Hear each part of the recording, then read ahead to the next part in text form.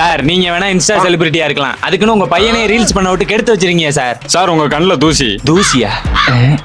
போயிருச்சு சார். என்ன சார் பண்ணா? அன்னைக்கு கிளாஸ்ல கரண்ட் போச்சு, சரி போன்ல டார்ச் ஆன் பண்ணி வைப்போமேன்னு வச்சா அதுக்கு உங்க மயம் என்ன பண்ணா தெரியுமா?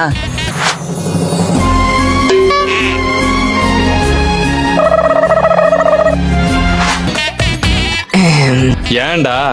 ட்ரெண்டுப்பா சார். அதாவது பரவாயில்ல. என்னங்க சார் தனியா குடிங்க. அன்னைக்கு என் கிளாஸ் நடக்கும்போது இவனுக்கு தெரிஞ்ச போய் ஏதாவது சொல்றான்னு சொன்னேன், அதுக்கு இவன் என்ன பண்ணான் தெரியுமா? என்ன சார் பண்ணா? அது அவன்கிட்டே கேளுங்க. இப்ப என்னடா பண்ண?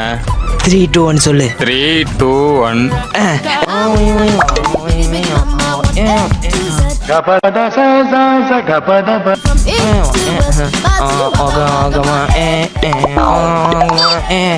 வாய்ப்புக்கு நன்றி. சரி, இதுகள்ல தான் விளையாட்டுத்தனமா இருக்கானேன்னு பார்த்தா படிப்புலயும் ஒரு மண்ணும் கிடையாது. அவன் எழுதின எக்ஸாம் பேப்பரை பாருங்க. இதுல என்ன? முத கொஸ்டினை பாருங்க. ABCD எழுதுக. A B C D E. ஐயோ பாக்குறானே. ரெண்டாவது, ஏதேனும் ஒரு தீவு பெயர் எழுதுக. அதுக்கு அவன் என்ன எழுதியிருக்கான்? கூமாப்பட்டியா? பிராக்கெட்ல வேற ஏங்க. சார் அப்படி இல்ல சார், ஏங்க கூமாப்பட்டி ஒரு தீவுங்க.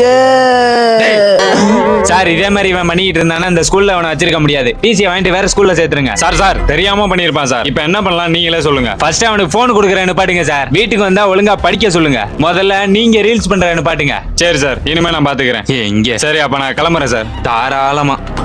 என்ன இப்பதான் போனா அதுக்குள்ளேயும் ஒரு ரீல்ஸ் போட்டிருக்கேன். பழைய ஃப்ரெண்டு ஒருத்தர் கடன் தொல்லையால கண்ணை கசிக்கிட்டு வந்து நின்னாருங்க.